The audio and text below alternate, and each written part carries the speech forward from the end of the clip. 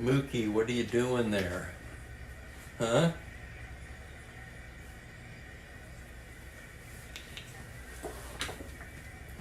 Good afternoon, everybody. It's time once again for Strat-O-Matic Baseball. I'm Spokane Steve, and today's game will be between the Cleveland Indians and the Chicago White Sox. The first of a four-game series between these clubs. Hang on a second. Mookie's feeling much better. However, with the cone on, he's like a bull in a china shop. Got on top of the coverage last night and broke 2 wine glasses. One of them not a big deal. One of them was from a Paso Robles wine festival commemorative, 2002, 2003, something like that. Back when I used to attend the festival, before it just got too crazy. Turned into a giant, overcrowded, drunk fest in the park.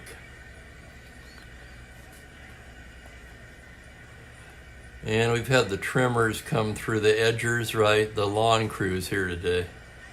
That'll be coming on shortly, so don't worry. Hello, Franklin, and hi, Mike. Hope everyone's having a good day.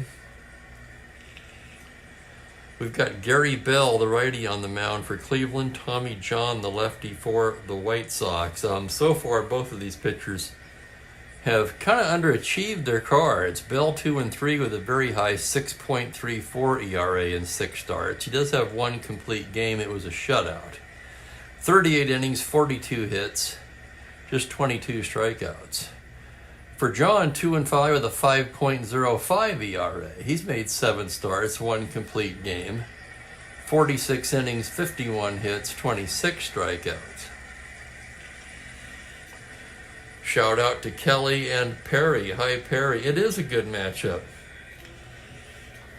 Both of these cards due for a better outing today. So we'll see what happens.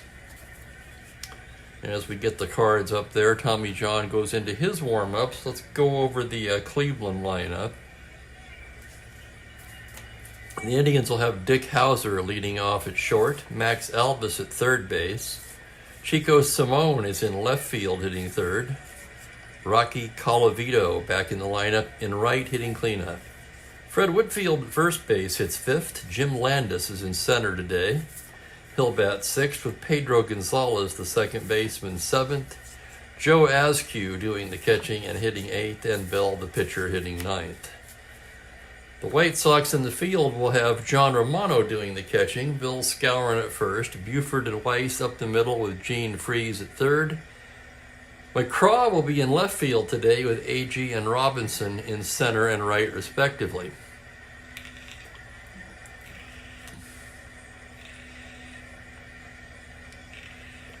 I should also mention I got an email from Frank last night. He did a pre-play. Hang on here. He did this game with inside pitch baseball. Sometimes he goes back and forth, he explained, because otherwise he'll forget how to play. So he has 3 games he plays. Strat-O-Matic, one of them. In his pre-play, the White Sox won 3-1.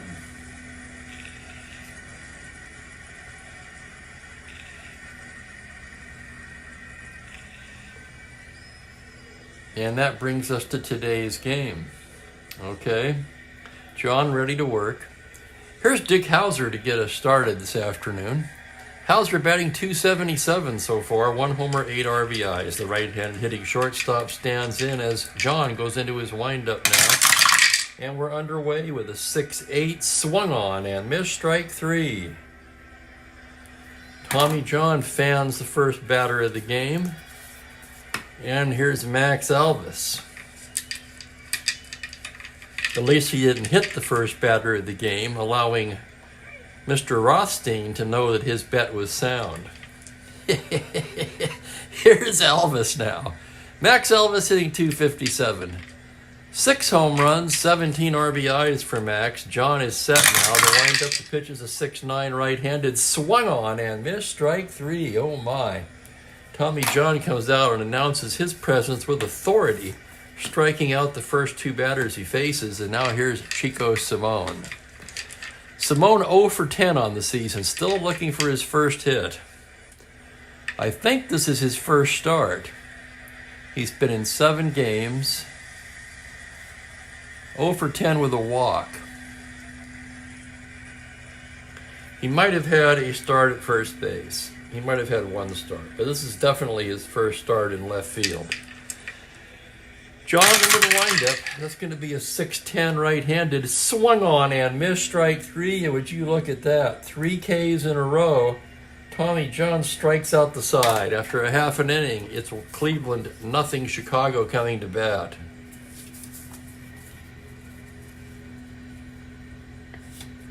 And there he is. Welcome, Frank. Just talking about you. Don't worry, nothing bad. Just going over the pre-play score. Okay, as Bell gets set to work, let's go over the White Sox lineup. It's going to be Tommy Agee leading off in center. Don Buford at second base, bat second. Floyd Robinson in right hits third. John Romano will catch and bat cleanup. Tommy McCraw's in left field today hitting fifth, with Gene Freese down at third base. Bill Skowron at first base. Al Weiss at short in the 8th spot, with John the pitcher hitting ninth. Yeah, there they are, right on cue. The Indians will have Askew catching, Whitfield at first, Gonzalez and Hauser up the middle with Alvis down at third, and the outfield left to right of Simone, Landis, and Colavito. And I should throw out a thanks to Kenyon Gray for correcting me on the pronunciation of Simone. I've been saying salmon. All right, here's Tommy Agee now. Bell ready to work. Agee hitting just .210 so far. No homers, 12 RBIs. Agee on the card hit 22 home runs that year. Still looking for his first home run in the White Sox 29th game. Okay, Bell ready to work. Here's the pitch to Tommy. It's a 6-6 fly ball into center. Landis is right there to handle it, and there's one away. So far, a very subpar performance out of a pretty nice Tommy Agee card. Here's Buford now. Buford hitting .241, 3 homers, a team-leading 17 runs batted in. Also 9 of 11 stealing. So Buford's been one of the rare offensive highlights for the Chi Sox so far this season. He's a switch hitter batting lefty against Bell. Bell gets the sign for Askew. Here it comes. It's a 1-5, and he walks him. Not a good idea. Buford, again, 9 of 11 stealing. He's got great speed. A star 17. Let's check the Cleveland battery now. Bell is 0 hold. Askew, however, a -2 arm. That'll make Buford a 15. They're going to hold him on and make him a 13. Would he go 1 through 13 with 1 out? Floyd Robinson's the hitter. He's hitting .262, 4 home runs, 11 RBIs. He's going to swing away. Bell from the stretch. 4-3 left-handed is a grounder to third base X. That's going to be Alvis, a 3E21. Here's the play. That's a 17. He's got it. Goes down to Gonzalez for 1 to first, not in time. That'll be a 5-4 force. So Robinson aboard on the 4th play. Buford erased. Floyd a star 18 stealer. 16 held at 14. He's going to try for that with 2 outs. He needs a 6. Does not get the lead, and John Romano will swing away. He's hitting .286, 4 homers, a dozen RBIs. Bell from the stretch. It's a 4-8. He walks him. 2-out walk to Romano.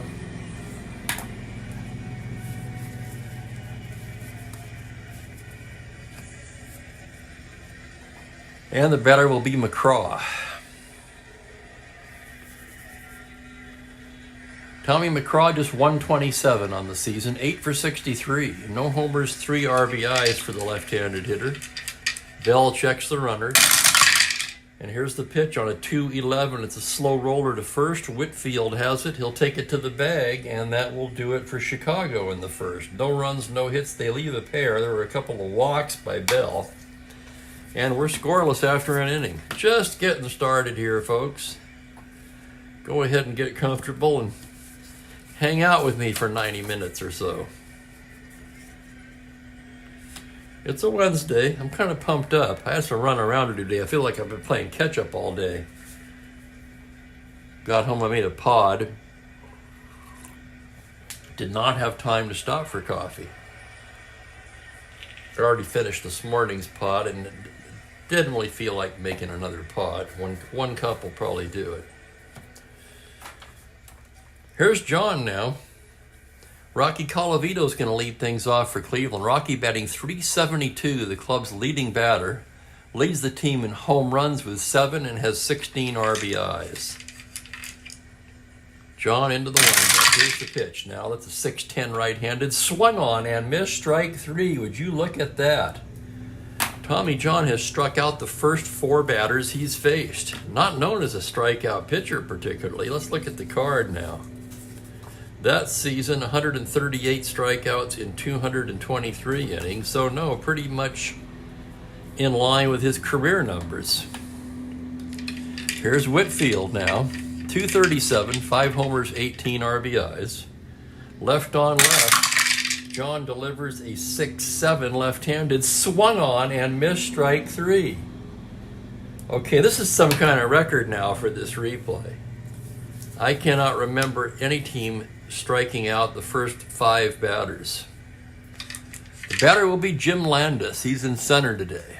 Landis, just 4 for 25, hitting 160. Does not have a home run. Tommy John gets the side.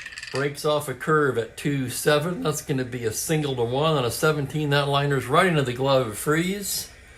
And it's a 1-2-3 inning for TJ. Wow. 5 Ks for Tommy John.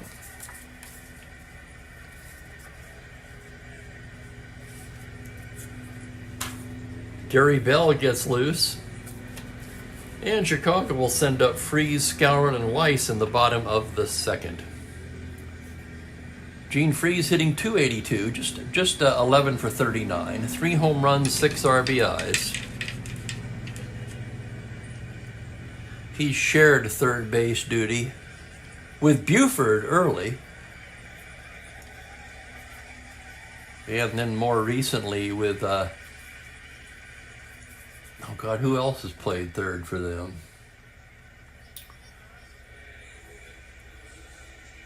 Pete Ward played some third and some left. Okay, here's Freeze.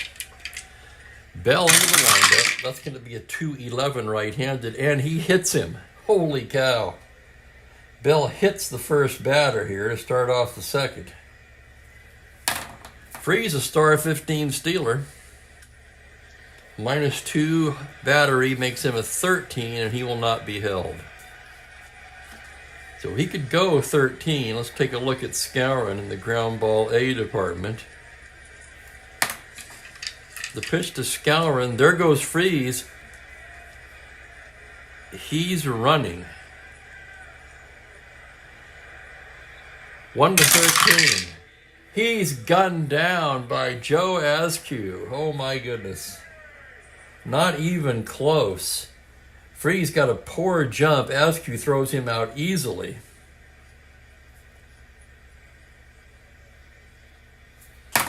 That's the first out, and here's the next pitch to Skowron.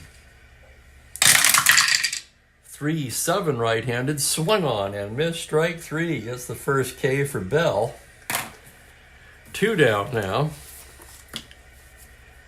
And why they're checking on Freeze. I wonder why he was so slow off the bag trying to get the jump for the steal. He was drilled in the thigh by a Gary Bell fastball. Now they're checking on him to see if he's okay. Meantime, Weiss steps in, the switch-hitting shortstop batting left-handed. White's not known for his bat. He comes in at 162. No homers, 3 RBIs. Bell into the windup. That's a 5-6 left-hander. Lazy fly ball into center. Landis is there. And that'll do it. No runs, no hits, nobody left. We played 2 innings scoreless here in Chicago. And a big hello to Mike K. Oh, God, I should know the answer to this, but where is Fort Lewis, Mike? It sounds really familiar to me. I'm going to feel really stupid when you tell me.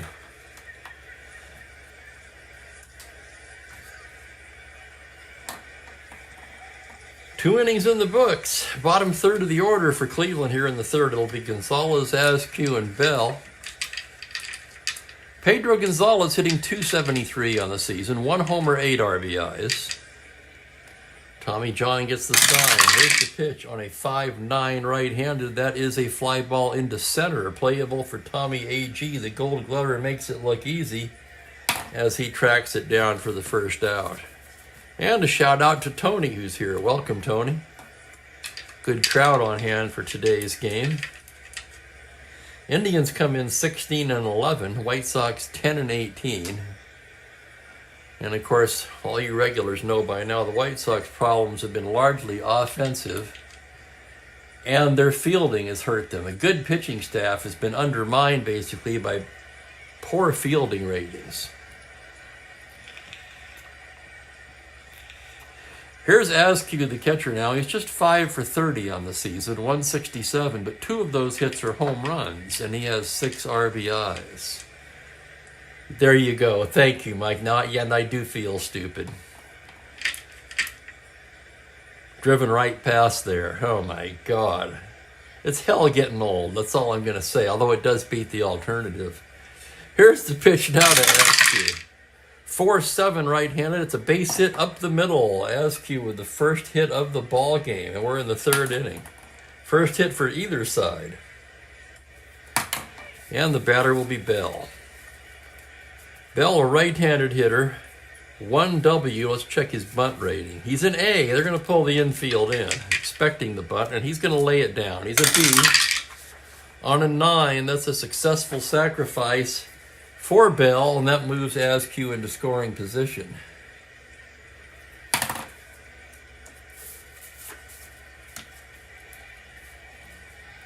That'll bring up Hauser, the shortstop. Hauser struck out to open the game. John checks the runner. Now the pitch to Hauser is on a 3-6 left-handed. He pops him up left side. Weiss calling, and that will retire the side. No runs to hit, 1 left. Pitcher's duel through 2.5. And hello, Jeremiah. 7 p.m. Chicago weather. On this date. 57 with winds 9 to 11 miles an hour blowing out. So a chilly Bay evening in the Windy City, eh?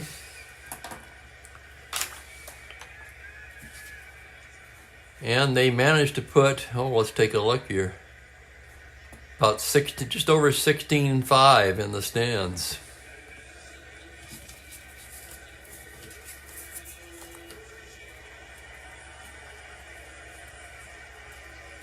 And yeah, Tommy John was excellent for Frank in the pre-play. Inside pitch, right? See, I get inside pitch and payoff pitch confused quite often. Tommy John will lead off the bottom of the third. He's a right-handed batter, a 6 hitters card with end power. The pitch from Bell is a 5-4 righty. That's catcher's card X. That's going to be for Askew, who's a 4E5. Here's the roll on the play. That's an 11. That's the E rating. So it's a 6 on an E5, and it's a little grounder in front of the plate. Askew jumps on it, fires down to first for the out. That'll go 2-3X. John retired.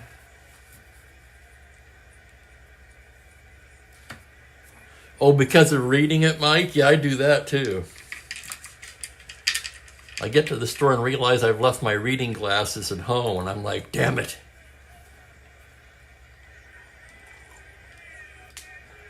Here's Tommy Agee now, 0 for 1. Bell into the windup. Comes in there with a 110. It's a high fly ball to deep left field. Back is Simone. Simone at the wall makes the catch. So Agee made a bid for his first home run of the season. Got under it just a little too much.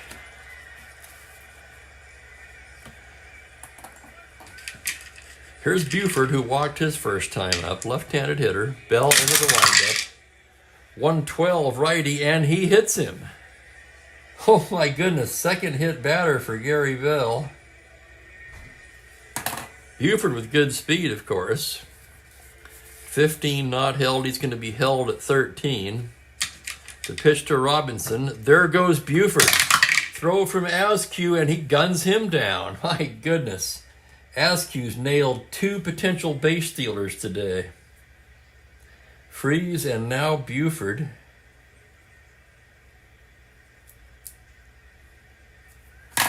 Askew's arm right on the money today. That ends the inning. White Sox trying to manufacture something, which you almost have to do with this team. They come in hitting .243 as a team with just 21 homers. They're 103 runs scored and last in the league. However, it hasn't worked out for them. Trying to steal, that is, as Freeze was pegged in the second, and Askew throws a missile down to nail Buford here to end the third. We go to the 4th inning in a scoreless tie.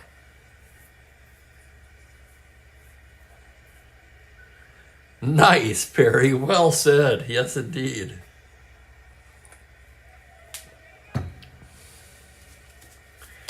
Cleveland will send up Elvis, Simone, and Colavito.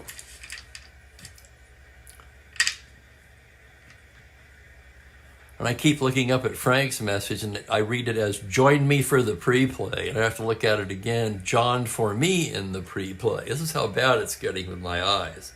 And these are the new reading glasses. Okay. First of the year, I can get another pair. Here's Max Alvis, struck out his first time up today. Well, thanks for dropping in, Mike. Enjoy the rest of your week as well. Tommy John into the windup. The pitch to Max Alvis is a 5-4 right-handed. It's a fly ball to center. That's going to be center field X for Landis. Landis. No, excuse me. This is Agee, the Gold Glover. A 1E8 going back on the ball. Still going back. Makes a nice running catch for the out.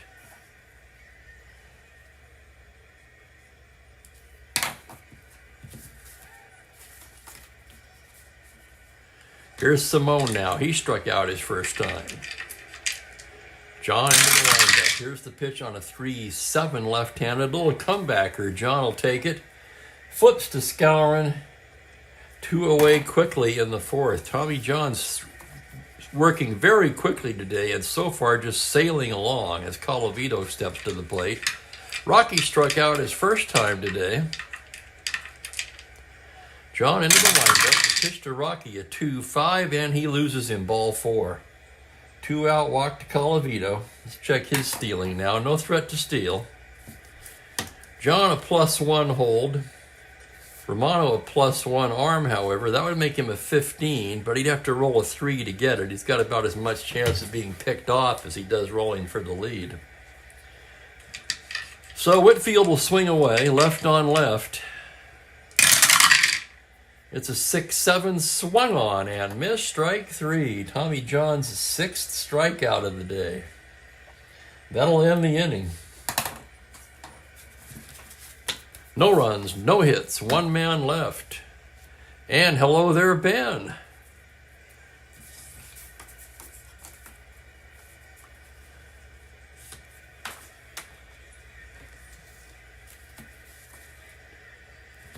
Sounds like the maintenance crew is left. Bottom of the 4th, Floyd Robinson, Romano, and McCraw, the heart of the Chicago order. Robinson 0 for 1. Bell gets the sign from Askew now.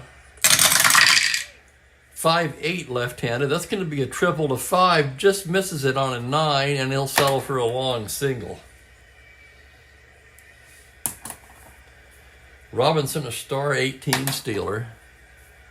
16, not held. He'll be held at 14, and he's going to try for that lead. He needs a 6. 3, he does not get the lead. And here's Bell's pitch to Romano. 3-10 right-handed. That is a high fly ball to deep left field. Going back is Simone to the wall. It's gone. John Romano with a 2-run blast, and the White Sox take an early lead. Let's take another look at that one. 3-10 to 15. The roll is a 10. And that's Romano's 5th home run of the season. That makes him the White Sox leading home run hitter. Robinson scores ahead of him. 2 ribbies for Romano. Nobody out, and there's still nobody out, and Tom McCraw, the hitter, excuse me. McCraw, left-hander, 0 for 1. Bell with the pitch. 2-6 right-handed. It's a ground ball up the middle. Hauser there to field it. Throws across in time.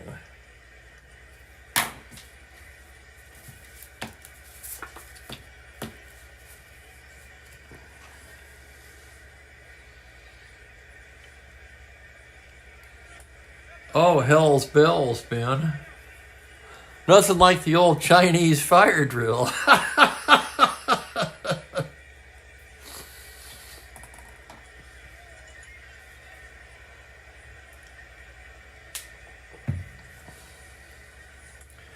Here's Freeze. Freeze was hit by a pitch in the second and then caught stealing. One of 2 potential base stealers thrown out by Askew so far today. Bell into the windup. Pitch to Freeze is a 4-4 right-handed. That's a fly ball to center field X. That's going to be Landis. Landis a 2-4 as he ranges back. Still going back on an 8. He makes a nice running catch. Good play, Landis.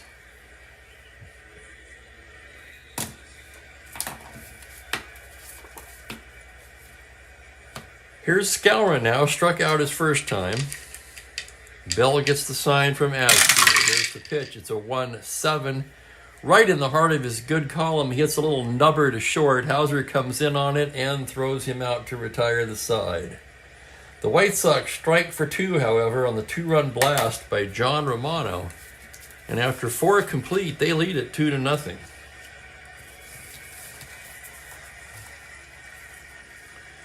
And the way Tommy John's throwing today, 2 might be enough.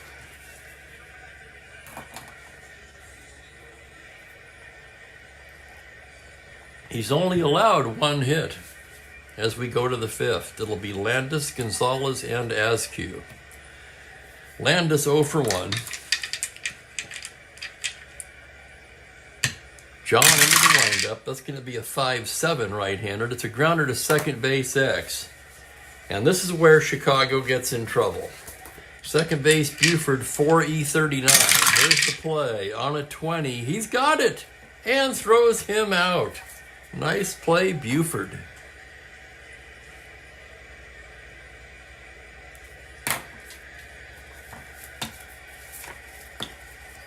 That'll bring up Pedro Gonzalez. Gonzalez flew to center in the 3rd.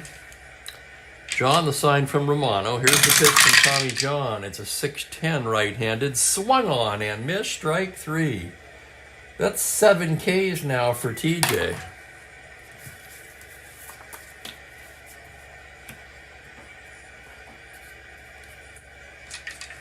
John, an extreme ground ball pitcher, of course, in his career. But that sinker is really dropping today, and they're missing it completely. Here's Askew with 2 down. Askew with the only Cleveland hit so far.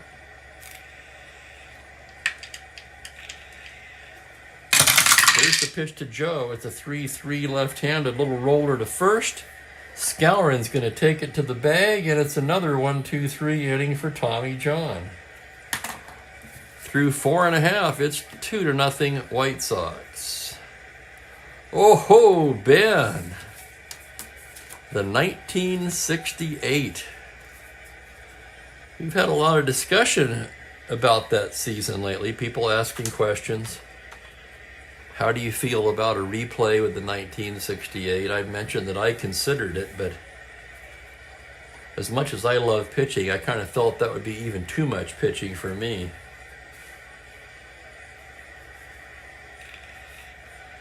A season so pitching dominant that the powers that be lowered the mound. The first primary thing that started leading to a lot of pitcher injuries, frankly.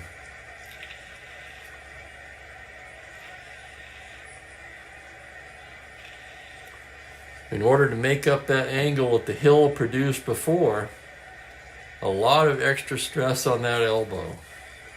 And in my opinion, that's where it all started.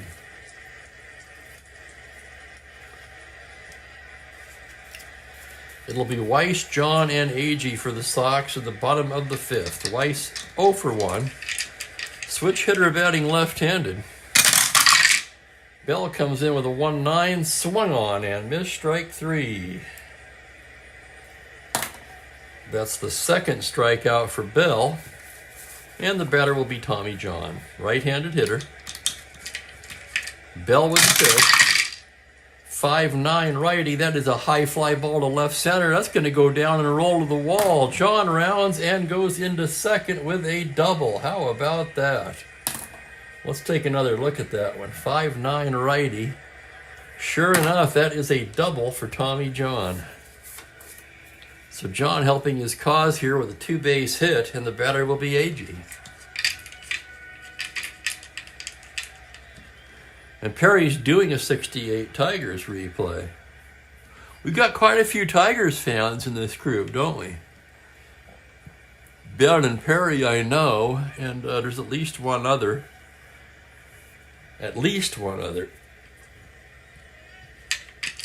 Agee 0 for 2.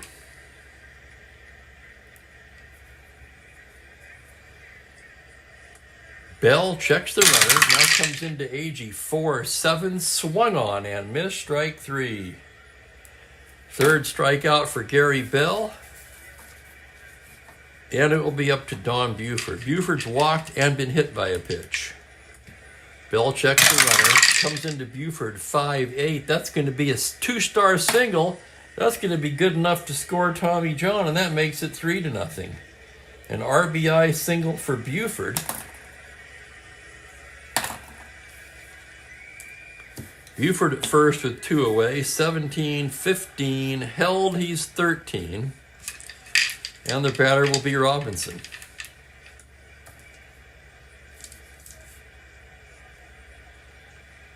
He's going to try for the lead, 2 through 6 or 9. 7, he does not get it. And here's the pitch to Robinson. 1-6, grounder to second base. B+, that's going to be a single with the runner held. Buford to third. So the Sox get a break there with the runner, the right side opened up with the runner held. Robinson's able to drive it through, and Buford takes third. Things going the White Sox way so far today. That has not been the case all that often this season.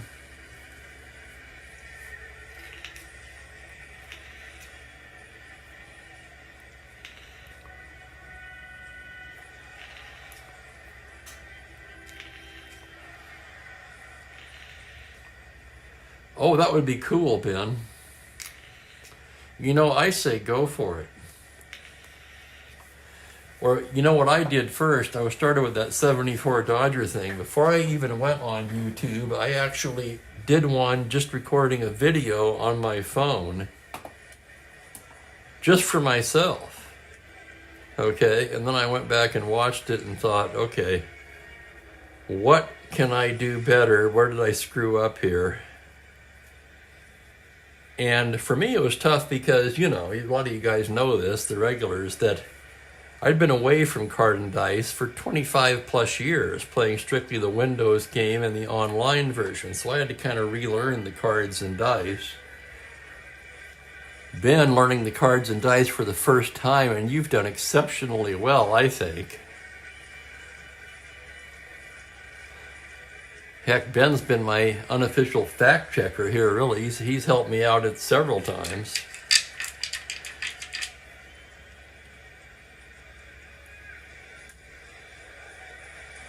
Runners at the corners, 2 down. Here's Romano, his 2-run homer. Put him on the board in the 4th. Bell, taking his time, now gets the sign. The pitch to Romano is a 6'10" right-handed fly ball into right field. Colavito backing up, and he'll make the catch to retire the side. The White Sox add on a run on 3 hits. They leave a pair. After 5 innings complete, it's 3-0 White Sox.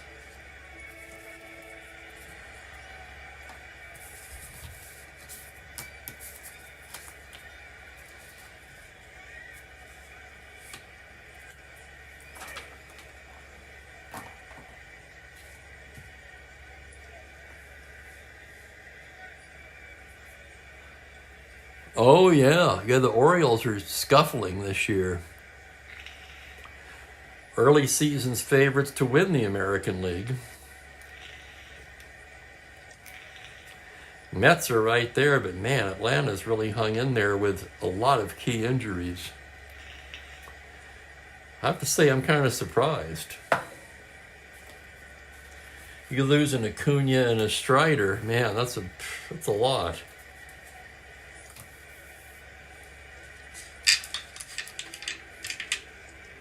Here's Bell to lead things off for Cleveland. Well, is he going to lead off, though? They're trailing by 3. He's a 7-rated starter. He's allowed 5 hits.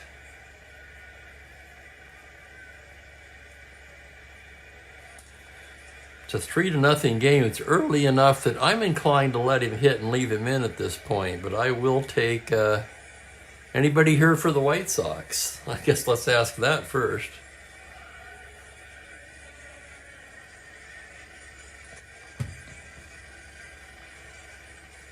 Do you want Bell to hit, or do you want a pinch hitter?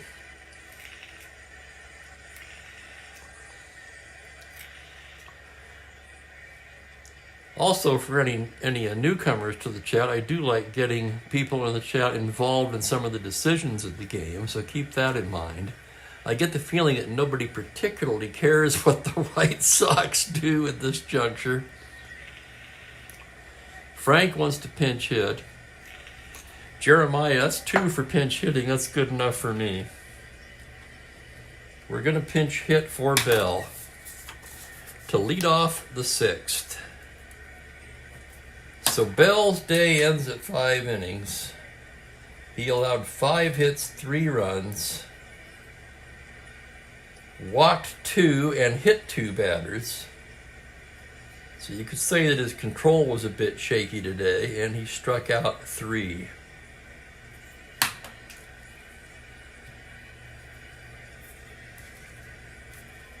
Let's see who's due up for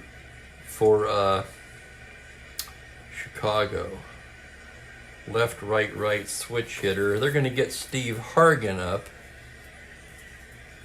And against the lefty John, the pinch hitter will be Chuck Hinton. Hinton, the pinch hitter.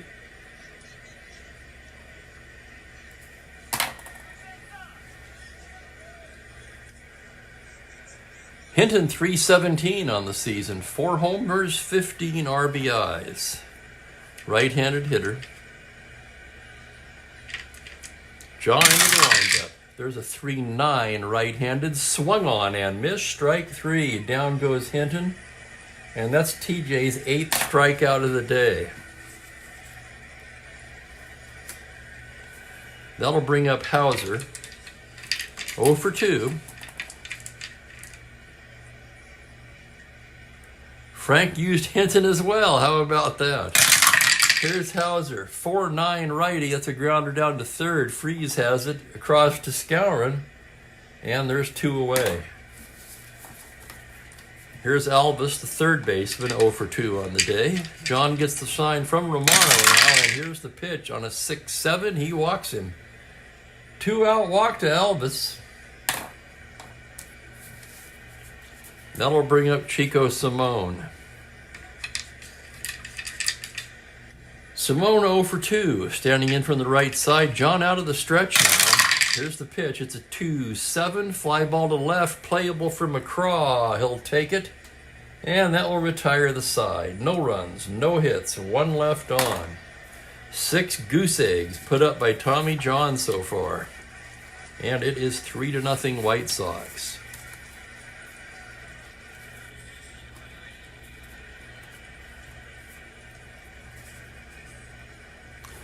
I'm impressed by the Brewers, too. You lose your manager, lose your best starter to free agency, lose your ace reliever most of the season.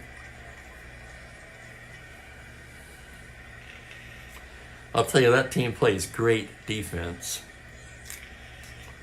That middle infield is about as good as it gets.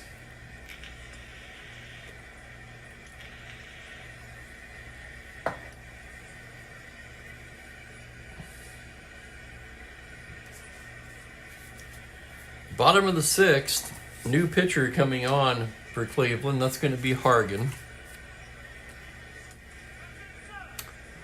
Hargan in the replay, 9 appearances, no record, a 4.4 ERA in 14 1/3 innings.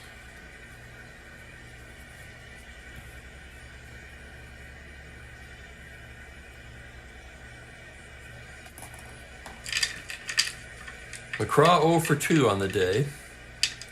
Hargan staring in now, gets the side from Askew, the wind up the pitch to McCraw on a 1-4.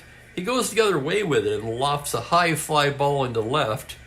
Simone waiting for it to come down, and he grabs it for the first out.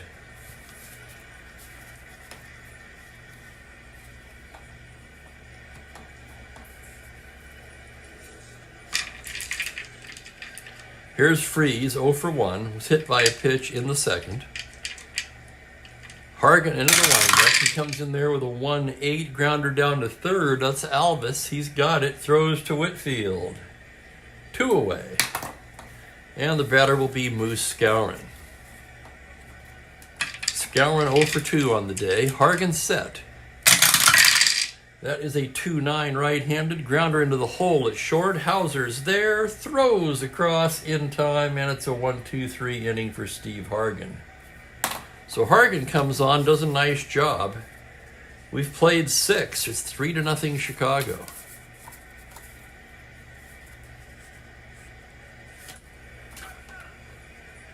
Tommy John working on a gem here today.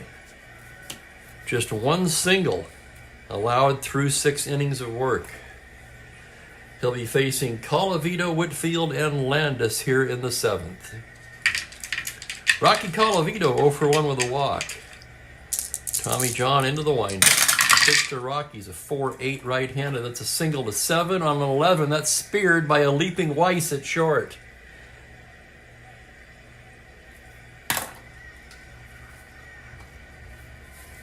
Colavito, a looping liner. Weiss went up to get it, and there's 1 away. Here's Whitfield now. Whitfield struck out both times he's faced John so far. John left on left. The pitch is a 5-4 fly to center field X. That's the Gold Glover AG, a 1-E8, ranging to his right. And towards the gap, he runs it down. Nice catch, Tommy AG.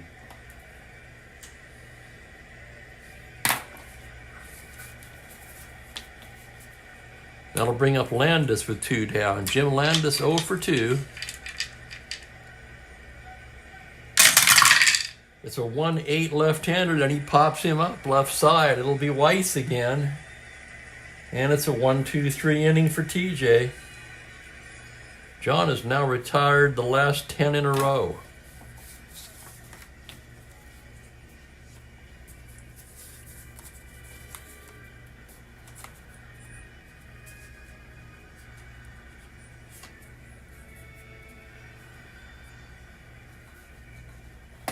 As we stretch for the 7th. Seem to have lost my... There's the sound on the ambience. Okay. Stretch for the 7th here. 3-0 White Sox. On kind of a lazy Wednesday.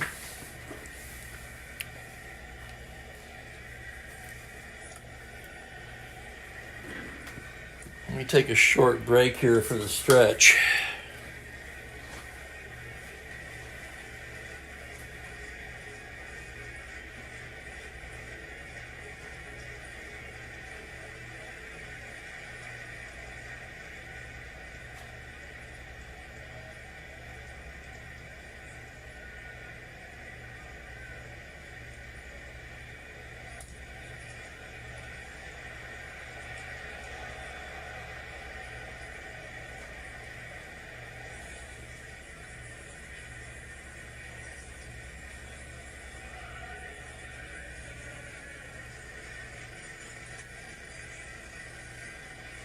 Well, where are you, Mookie?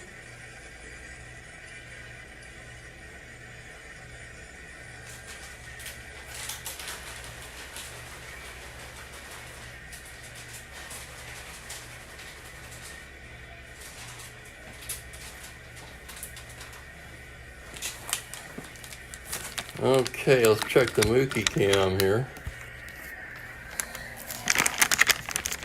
There he is. I think he was hiding under the bed, so I didn't see him, so I popped out the Temptations here. Here you go, over here.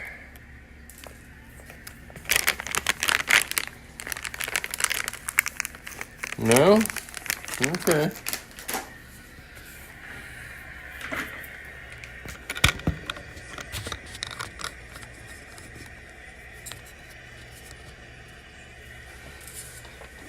And we're back. 3-0 Chicago.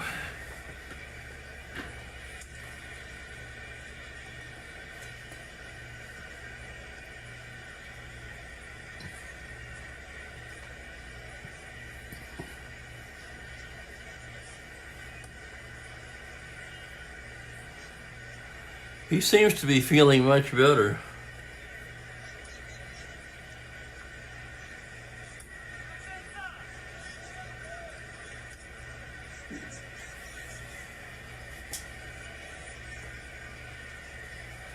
Oh, Perry, I'll answer that. Yeah, he came in really a subpar performance so far. 5.05 ERA in 46 innings. 51 hits allowed, just 26 strikeouts. 2-5 record, of course, that's printed right there. Weiss, John, and Agee as we go to the bottom of the 7th. Hargan comes out for his second inning of work. Weiss 0 for 2. Hargan into the windup. That's going to be a 3-4 right-handed. Struck him out.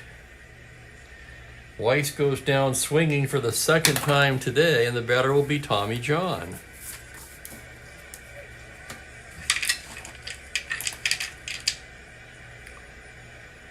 Right-handed batter, here's the pitch. That's going to be a 3-9. Swung on and missed, strike 3. Second K for Hargan. And the batter will be Agee.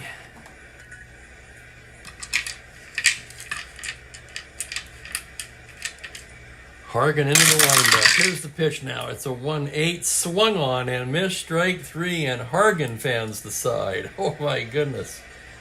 1, 2, 3, go the White Sox. Let's check their defense now. With John pitching this kind of a jam, I'll tell you what, I'm inclined to... We'll let Buford bat one more time for sure.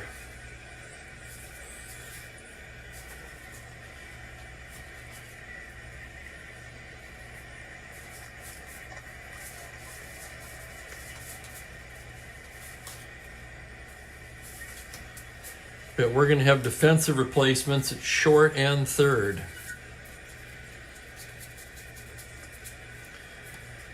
At third base, Gene Freese will be replaced by Pete Ward.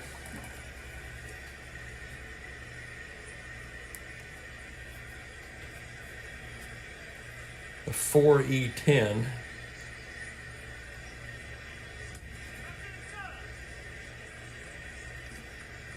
And Weiss will be replaced by Ron Hansen at short, 3E48.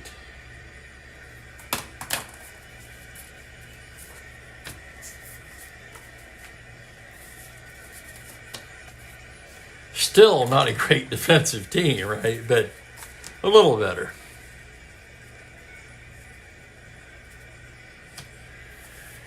Tommy John in his second endurance inning here.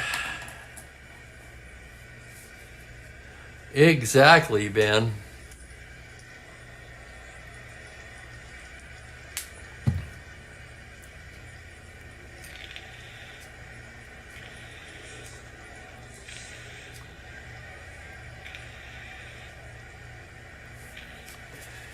The Indians will have the bottom third of their lineup. Gonzalez, Askew, and a pinch hitter.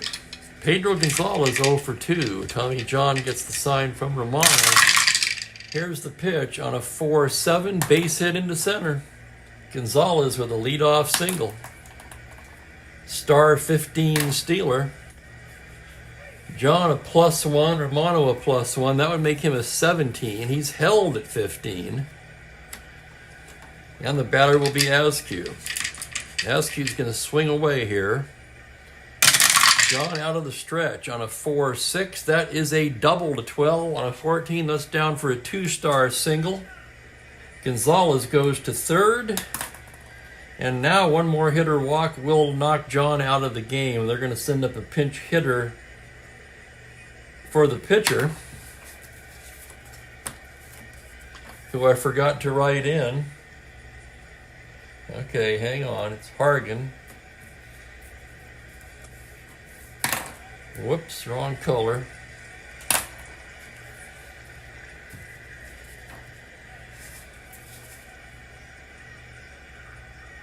And for Chicago, Eddie Fisher throwing down in the pen.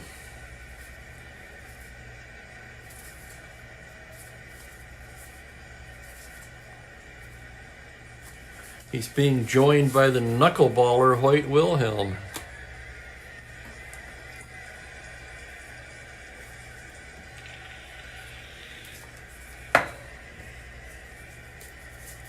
Conference on the mound. Del Crandall's going to bat for Cleveland.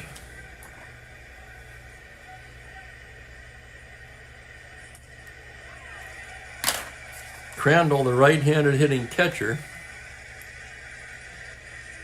Let's find his stats. He is 9 for 33. It's a .273 average, 3 home runs, and 9 RBIs. Runners at the corners, nobody out. John's going to pitch to Crandall here. From the stretch, the pitch to Del Crandall is a 1-9 fly ball to left field, B ? Gonzalez could tag up on that. He's a 14-16. McCraw a +2, 18. He's going to tag. Here's the throw to the plate. He scores. It's a sac fly for Crandall. It's a 3-1 ball game. Crandall with the RBI sac fly. Remember, one more hitter walk will fatigue John. Here's the shortstop, Hauser.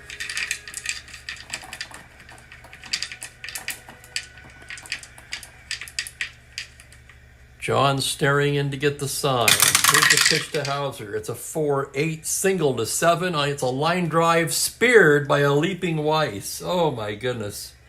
That was close. That was close. Tommy John hanging on by a thread here in the 8th inning. Fisher and Wilhelm both ready. And the batter will be Max Alvis. Alvis 0 for 2 with a walk. John from the stretch. The pitch to Alvis on a 4-5. Fly to right. Can of corn for Floyd Robinson, and that will do it. Indians score 1 on a pair of hits and leave 1. And it's a 3-1 ball game. New pitcher required for Cleveland here now. Hargan worked 2 innings.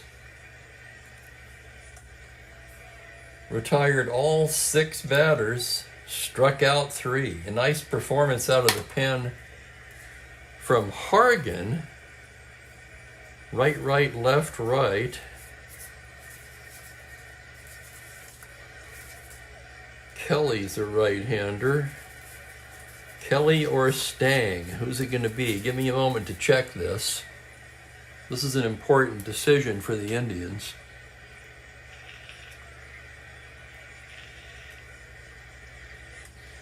We want the guy who's better against righties for sure. Kelly's about average.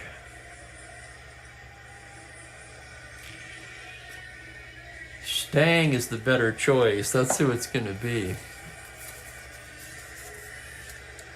Lee Stang will come on. Let's check his numbers on the replay. He's been in 2 games, one of them a start. No record, but a nice 3.12 ERA in 8 2/3 innings. He'll be pitching here to Buford, Robinson, and Romano.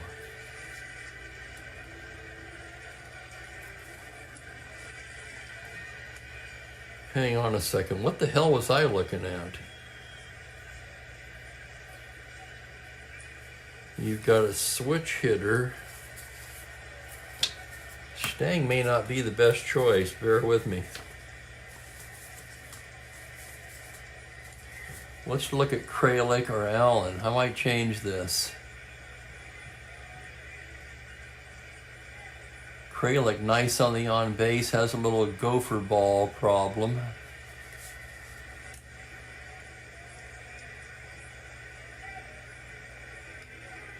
Bob Allen is clearly the choice here, so it's not going to be Stang. I beg your pardon.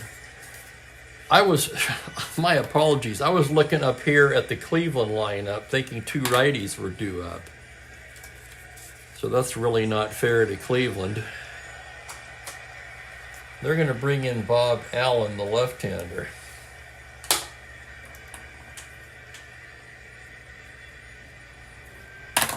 Just trying to keep it as fair as possible. I agree, Perry. That may have been their chance right there. They could have, probably should have knocked John out there. They failed to do so, and they still trail by 2 as we go to the bottom of the 8th. Here's Allen now, the lefty. Allen's stats in the replay. In 3 games, he has 2 saves and is not allowed a run in 2 1/3 innings. That'll turn Buford around. He has not been retired today. Walked in the 1st, was hit by a pitch in the 3rd, and singled in the 5th. Right-handed batter. Here's the pitch from Allen on a 6-9. That is ripped over the bag and down into the left field corner. Simone after it now. Into second goes Buford with a double. So Buford has been on base all 4 times today. And here's Floyd Robinson. Situation were different. He might not bat against the left-handed reliever. But they're going to keep his glove out there in the outfield. He's 2 for 3 today, left on left. 6-5 is a grounder to shortstop X. That's going to be Hauser, a 4E42. Here's the roll on the play. Hauser into the hole. It is a 3, and he's not going to get that. That's a single 2 stars, and here comes Buford to score. It's 4-1. Hauser unable to come up with it. Robinson a star 18 stealer at first. Allen a 0, Askew a -2. It makes him 16. He'll be held at 14. And Romano's going to hit away. Romano 1 for 2 with a home run so far in this one. Allen from the stretch. That's a 1-9 grounder to White of second. Gonzalez has it. His only play is to first. And Robinson takes second. That's the first out of the inning, and here's McCraw.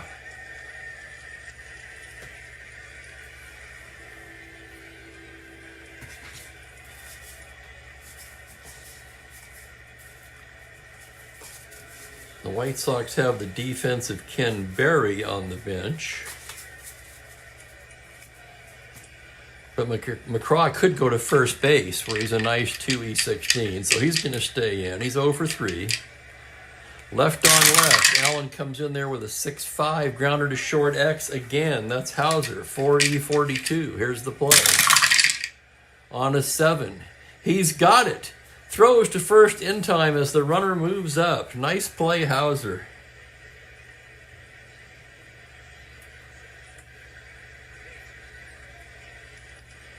Wait, that Romano play was just short too, wasn't it? I put 4-3 ground ball C. I think that was 6-3. Not super important. But maybe somebody can... Calling Ben here. Yes, or anyone. Did Romano ground a second or short? I thought that was another X play. It was, wasn't it? Those were both 6-3 X. No, because the other one was at 6. Sorry, the other play, X play to short, turned into a single for Robinson. That's right. Here's Pete Ward. His first at bat of the day came in defensively at third for Freeze. Ward hitting .241, a pair of homers, 10 RBIs. Left on left. Allen comes in with the 3-8. It's a grounder to first. Whitfield will take it to the bag, and that will do it. The Sox get an insurance run on 2 hits and leave a man at third. Fasten your seatbelts. McCraw's going to move to first, where he's 2E16. Skowron will come out and be replaced by Ken Berry. Only question is, where's Berry going to play? He's going to be in left. 1E3 plus 1.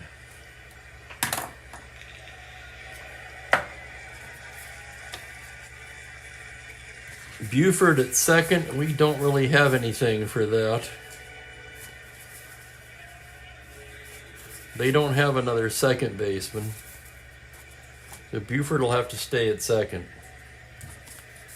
Tommy John going for the complete game. Fisher standing and watching for the moment.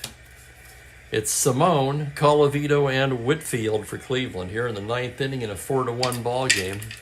Simone standing in from the right side, 0 for 3 on the day. John gets his sign now from Romano. Here's the windup. Here's the pitch.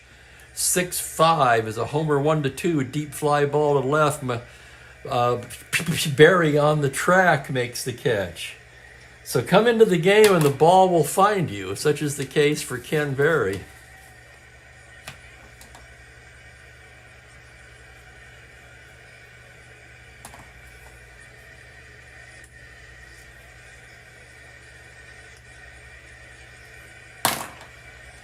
Here's Colavito, 0 for 2 with a walk. Tommy John staring in. Here's the windup. The pitch to Rocky is a 5-7, a grounder to second base X. That's Buford. 4E39. Here's the play. It's a 10 error range. It's a 7 on a 39, and he boots it. Error Buford.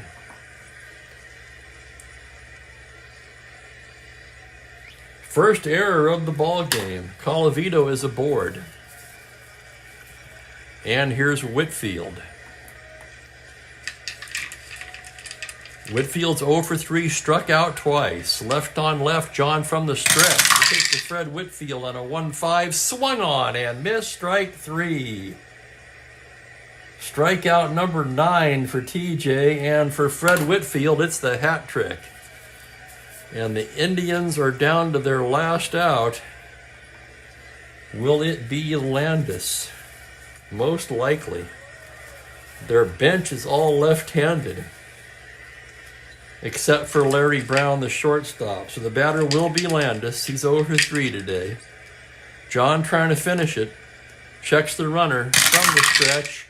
1-7. Little comebacker. John has it. A couple steps to first. Tosses to McCraw. And that will do it. Tommy John with a complete game, a 4-1 win for the White Sox, and I'll have the totals for you in just a moment. What a game by Tommy John. I have to say he was overdue for that one.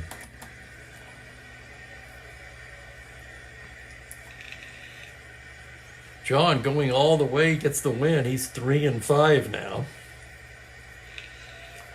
He only allowed 3 hits.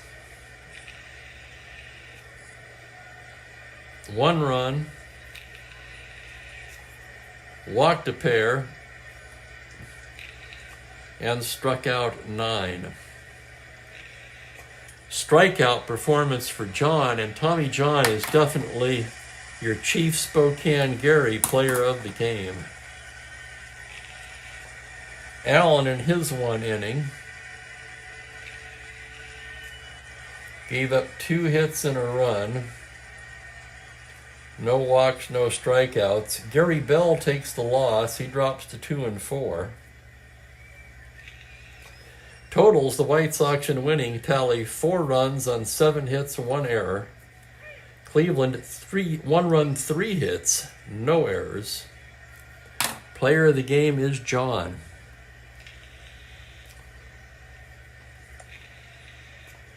Fine game by John. I kind of wish it could have been a shutout, but good enough. Especially considering he was very close to being knocked out in the 8th. Frank was calling for the bullpen. I'm thinking, yeah. First of all, one of my unwritten rules that I've stuck to almost perfectly, I've made exceptions here and there, but one of my unwritten rules is never remove a pitcher throwing a shutout.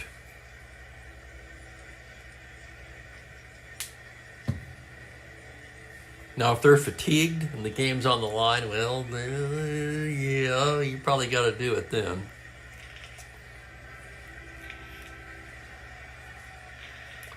Although I've been known to not do it even then.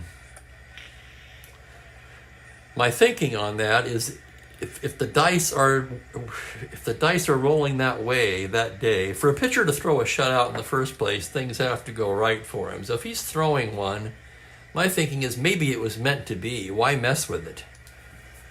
Let's let him give up a run and then think about it. He did give up a run, and I stuck with him. And it worked out. Thanks, everybody, for watching. I sure appreciate it. It was a good one and a much-needed win for the White Sox. They're 11-18 now. Right, been like the casino. Yeah, and I had some Vegas experience, as some of you know. Sometimes it's just in the dice or in the cards or at the roulette wheel. I had a guy who was an aerospace engineer, a very excellent gambler one time. And there was a group of us standing around, and he said, "You're at the roulette table. Red has come up 5 consecutive times. What do you bet on?" Everybody went before me. They all said black. And I thought, well, hell, I'm not going to answer the same as everybody else. So I said red. And he goes, "Absolutely right." Now there's the gambler. Never go against the streak. I didn't say anything. And of course I'm thinking, well, I didn't know the answer. I just didn't want to give the same answer as everybody else. Let's look ahead on the schedule. Tomorrow's game will be St. Louis at Cincinnati. Ray Washburn will take the mound for the Cardinals. Joey J for the Reds. 1:30 Pacific. So please join me for that one. I'm looking forward to it. In the meantime, wishing you all a very pleasant good evening. Take care, everybody. Yeah, he said you never bet against the streak. And now I think, yes, I agree with that. I was much, much younger then, and I hadn't worked in Vegas yet. All right, everybody, so long for now. Way past lunchtime for me. See you all tomorrow.